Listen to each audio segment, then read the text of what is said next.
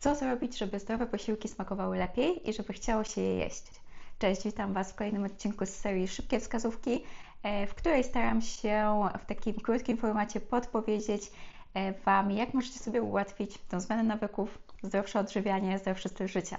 Jeżeli jeszcze się nie znamy, ja nazywam się Klaudia, jestem dietetyczką i na tym kanale pokazuję właśnie, jak przejść ten proces zmiany nawyków żywieniowych, nie wywracając swojego życia do góry nogami. Także jeśli ta tematyka Cię interesuje, zaobserwuj też po więcej moich filmików, a tymczasem zapraszam do dzisiejszego oglądania. Jest taki jeden sposób, który możemy zastosować do większości posiłków, które gotujemy, który sprawi, że te posiłki będą bardziej smakowite, że te smaki będą takie bardziej pełne i bardziej atrakcyjne.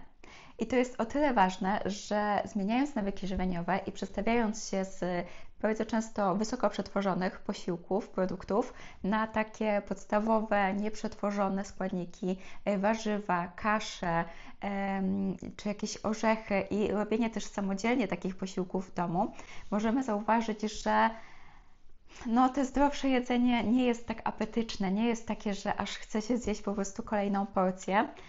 I to jest jego wada i zaleta, bo niestety, ale te przetworzone produkty są robione w taki sposób, żebyśmy chcieli ich zjeść więcej. Mają dodatki, mają taką kompozycję smakową, że często nie możemy się powstrzymać, mimo że już czujemy się fizjologicznie najedzeni, to i tak kontynuujemy to jedzenie, a z drugiej strony przetworzona żywność też wpływa nam negatywnie na to sygnałowanie głodu i sytości i jedząc wysoko przetworzone jedzenie, po prostu jesteśmy w stanie zjeść dużo więcej, nie czując nasycenia, niż w przypadku jedzenia nieprzetworzonego. Dlatego tak ważne jest też, żeby nie tylko ścinać kaloryczność, gdy chcemy schudnąć, ale również, żeby zmienić jakość tej diety, bo po pierwsze wtedy dostarczymy sobie w końcu tych składników odżywczych, których potrzebujemy, a po drugie będzie łatwiej kontrolować oznaki głodu i sytości. Ale co zrobić, żeby to jedzenie nam smakowało? Zasadą, którą dzisiaj chcę się z Tobą podzielić, jest łączenie w jednym przepisie, w jednym posiłku smaków z grupy słodkich, słonych, kwaśnych, gorzkich i w dodatku tłustego, który nam też jest nośnikiem smaku. Tłuszcz jest właśnie takim nośnikiem smaku, który pozwala wydobyć większy aromat z przypraw i z tej kompozycji, którą tutaj uzyskamy. Dlatego też bardziej kaloryczne posiłki są zwykle bardziej takie smakowite niż w momencie, kiedy gotujemy z małą ilością tłuszczu lub wcale go nie dodając. Dlatego też całkowite eliminowanie z tłuszczu nie będzie dobrym pomysłem i też tego nie chcemy. Ta obecność tłuszczu w posiłkach jest potrzebna dla naszego zdrowia, ale również, żeby zachować te walory smakowe. I na czym polega to w praktyce? Możemy sobie wykorzystać przykład prostego śniadania, czyli tutaj dajmy sobie owsiankę czekoladową. Żeby ten smak tej owsianki był smaczniejszy, to warto połączyć w niej te smaki, o których powiedziałam. I tutaj może to być taki gorzki pochodzący z kakao, wydobywający tą delikatną gorzkość, do tego kontrastujący smak słodki z banana lub ze słodzika, który wykorzystujemy, coś słonego i tutaj fajnie jest owsiankę, niezależnie jaki jest jej smak, troszeczkę dosolić. Z solą staramy się uważać, bo niestety, ale wykorzystujemy jej zazwyczaj za dużo w naszych posiłkach, ale fakt jest taki, że ta sól, odrobina w słodkich posiłkach też fajnie nam jeszcze podkręca ten smak i sprawia, że one będą dla nas smaczniejsze, więc odrobina soli.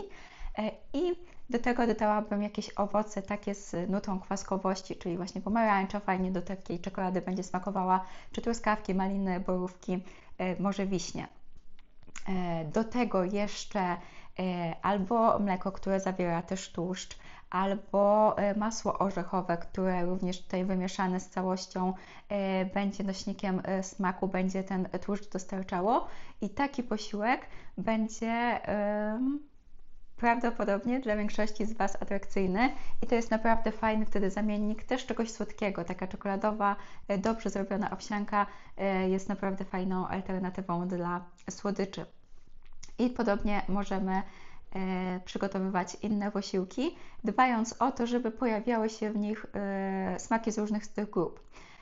Bardzo ważne też to może być przy sałatkach, gdzie sałatki też są takim produktem na diecie często uznawanym za o rany, znowu gdzieś tam ta sałatka, a można ją zrobić fajnie, można ją zrobić smacznie, również dbając o to, żeby gdzieś tam przełamywać te smaki, żeby tutaj się pojawiło coś kwaskowego, tutaj jakaś słodycz, tutaj coś słonego, jakiś na przykład ser, albo żeby też zagrać konsystencją i strukturą tych naszych dodatków, czyli coś miękkiego, coś chrupiącego, coś takiego bardziej kremowego, a coś innego twardego, bo taka chrupkość, też różnego rodzaju struktury są uznawane przez nas jako coś atrakcyjnego, fajnie się to je, ciekawie się to je i po prostu całościowo taki posiłek jest dla nas przyjemniejszy, smaczniejszy, a jedząc takie posiłki, które smakują, zdecydowanie łatwiej jest utrzymać nowe nawyki żywieniowe. A jeżeli chcecie poznać trochę takich zdrowych, zbilansowanych posiłków, które również są proste i smaczne,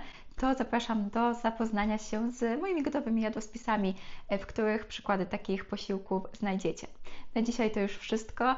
Dajcie znać, co myślicie o takim sposobie. Podzielcie się też swoimi metodami na to, co zrobić, żeby zdrowe posiłki były smaczniejsze i bardziej atrakcyjne. I do zobaczenia w kolejnym filmie. Pa!